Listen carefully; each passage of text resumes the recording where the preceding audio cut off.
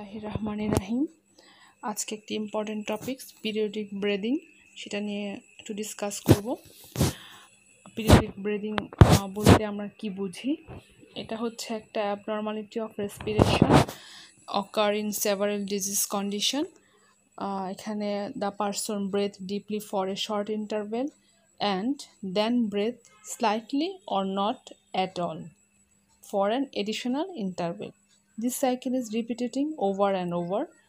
যখন এরকম হবে, ডিপলি নিবে, পরে আর অল্প বা নিবেই না, এরকম ইন্টারভেলে যদি এরকম হয়, তাকে আমরা পিরিয়ডিক ব্রিদিং বলে থাকি। কি কি আছে পিরিয়ডিক ব্রিদিংয়ের মধ্যে? সাইন স্ট্রোক ব্রিদিং আর হচ্ছে বায়ার্স ব্রিদিং মেইনলি আমরা শিখব। প্রথমে Cheyne Stokes breathing. Cheyne Stokes breathing কি হয়? এটা একটা কন্ডিশন যেখানে হচ্ছে স্লোলি ওয়াক্সিং অ্যান্ড ওয়ার্নিং অফ দ্য রেসপিরেশন হবে, অকারিং এভরি 40 to 60 সেকেন্ডস। এটা হচ্ছে most common type of periodic breathing. এখানে হচ্ছে 2 অল্টারনেটিভ পিরিয়ডস থাকবে, হাইপার অ্যাপনিয়া এবং অ্যাপনিয়া। তাহলে হাইপার অ্যাপনিক পিরিয়ডে কি হবে? It's begin with breathing is shallow, force of respiration increase gradually and reaches maximum, তখন hyper apnea. Then it's gradually decrease and reaches minimum and followed by apnea. আমরা apnea মানে জানি, gradual increase followed by gradual decrease in force of respiration, এটাকে আমরা বলি waxing and waning of breathing। তাহলে অ্যাপনিওটিক পিরিয়ডে কি হবে? Force of breathing is reduce to minimum, cessation of breathing occur for a short period. It's again followed by hyper apnoeic period, এবং এভাবে সাইকেলটা রিপিটেড হতে থাকবে। কেন হচ্ছে? যখন a long delay occur for transport of blood from lungs to brain, তখন কি হবে? কার্বন ডাইঅক্সাইড এবং অক্সিজেন ইন অ্যালভিউলে চেঞ্জ হবে continually for many more second than usual. নর্মালের থেকে বেশি সেকেন্ড এরকম চেঞ্জ হতে থাকবে। আর হচ্ছে negative feedback gain in respiratory centre increased হবে। এই কারণে আমাদের চাইন স্ট্রোক ব্রিদিংটা হবে। একটা ফিগার যেখানে ওয়াক্সিং এবং ওয়ার্নিং দেখাতে চাচ্ছিলাম, হাইপার অ্যাপনিয়া এবং অ্যাপনিয়া পিরিয়ড। ছবি দেখতে আমরা ক্লিয়ার বুঝতে পারবো। ডিউরেশন অফ ওয়ান সাইকেল হচ্ছে 1 মিনিটস, এবং কখনো কখনো এটা উইদাউট অ্যাপনিয়া ছাড়াও হতে পারে।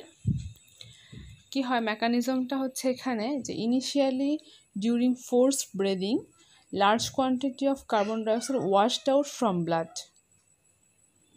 ঠিক আছে? When partial pressure of carbon dioxide decrease, respiratory centre become inactive. এটাই হচ্ছে অ্যাপনিয়া করে। আর ডিউরিং অ্যাপনিয়াতে কি হয়? কার্বন ডাইঅক্সাইড অ্যাকোমোলেশন হয়, হাইপার ক্যাপনিয়া বলি, এবং সেখানে কি হয়? অক্সিজেনের টেনশনটাও কমে যায়, যাকে আমরা হাইপোক্সিয়া বলি। তখন কি হয়? রেসপিরেটরি সেন্টার আবার অ্যাক্টিভেটেড হয়ে যায় এবং গ্র্যাজুয়ালি ইনক্রিজ হয় ফোর্স অফ ব্রিদিং। যখন এই force of breathing reaches maximum, the cycle আবার রিপিটেড হয়। এটাই হচ্ছে মেকানিজম। তাহলে কি হয়? আমরা ফ্লোচার্ট দিয়ে দেখতে চাই, তাহলে gradual increase in rate and force of breathing waxing, এখানে রিমুভাল অফ কার্বন ডাইঅক্সাইড হবে এবং partial pressure of carbon dioxide decrease হয়ে যাবে। তখন কি হবে? রেসপিরেটরি সেন্টারটা ইনঅ্যাক্টিভ হয়ে যাবে। তখন হচ্ছে gradually increase the rate and force of breathing ওয়ার্নিং, অ্যাপনিয়া ডেভেলপ করলো। তারপর হচ্ছে হাইপার ক্যাপনিয়া অ্যান্ড হাইপোক্সিয়া হলো। সেখানে কার্বন ডাইঅক্সাইডের পার্শিয়াল প্রেশার আবার বেড়ে যাবে এবং সেই রেসপিরেটরি সেন্টারকে অ্যাক্টিভেট করবে এবং সে সাইকেল রিপিটেড হতে থাকবে। Gradual increase the rate and force of breathing waxing হবে। ঠিক আছে?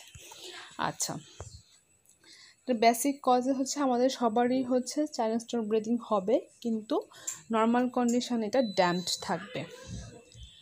মানে হচ্ছে fluid of blood and respiratory center control area have large amount of dissolved and chemically bound carbon dioxide এবং অক্সিজেন থাকবে। সো কি হয়? Normally lungs can not build up enough extra carbon dioxide or depress oxygen sufficiently in a few seconds to cause the next cycle of periodic breathing. ঠিক আছে না, বুঝতে পারলাম কেন নর্মাল আমাদের এটা হয় না। এটা গাইটনের একটা ছবি যেখানে চাইনিজ স্ট্রোক ব্রিদিংটা দেখাতে চাচ্ছিলাম আমরা, যেখানে হচ্ছে রেড লাইন যেটা, সেখানে হচ্ছে যে participation of carbon dioxide in pulmonary blood দেখাতে চাচ্ছি। আবার হচ্ছে ব্লু লাইন যেটা, সেখানে ডিলেট চেঞ্জ হয়, এখানে হচ্ছে রেসপিরেটরি সেন্টারের ফ্লুইডে যে কার্বন ডাইঅক্সাইডের partial pressure of carbon dioxide change হয় সেটা দেখাতে যাচ্ছি আমরা। তাহলে আমরা যদি এভাবে দেখতে চাই অ্যাট এ গ্ল্যান্স, তাহলে কি হচ্ছে, পার্সন ওভার ব্রেথ করলো, too much blow off carbon dioxide হলো, এখানে অক্সিজেন ব্লাডে বেড়ে যাবে, change of pulmonary blood transport to brain, inhibit the excess ventilation, over ventilation ছিল সে সেটাকে ইনহিবিট করে দিচ্ছে। By this time person over ventilated for extra few second, তখন কি হয়, over ventilated blood reaches the respiratory centre, তখন respiratory centre depress হবে এক্সেসিভ অ্যামাউন্ট, তখন আবার কি হয়, কার্বন ডাইঅক্সাইডটা বেড়ে যাবে এবং অক্সিজেনটা কমে যাবে অ্যালভিওলাই। এই টেক্স ফিউ সেকেন্ড বিফোর, ব্রেনে যাওয়ার আগে কিছু সময় নেবে, রেসপন্স দিস নিউ চেঞ্জেস। তখন কি হবে, যখন ব্রেন রেসপন্ড করবে, ব্রেথ হার্ড 1 সেকেন্ড, সে আবার সাইকেলটা রিপিটেড হতে থাকবে। কী কন্ডিশনে আমরা একটু ফিজিওলজিক্যাল কন্ডিশনে কিছুতে সাইলেন্ট স্ট্রোক ব্রিদিং হয়, যেমন during deep sleep, high altitude, after prolong voluntary hyper ventilation, during hyperbarination in animal, newborn babies after severe muscular exercise. This is physiological cause. Pathological causes মধ্যে কি হচ্ছে, during increased intracranial pressure, during advanced cardiac disease, যেটা হচ্ছে cardiac ফেলোর দিকে নিয়ে যাবে, advanced renal disease, এটা ইউরিমিয়ার দিকে যাবে, পয়জনিং নার্কোটিক্স দিয়ে যদি হয়, ইন প্রেম্যাচিউর ইনফ্যান্টসের ক্ষেত্রে আমরা দেখতে পাই।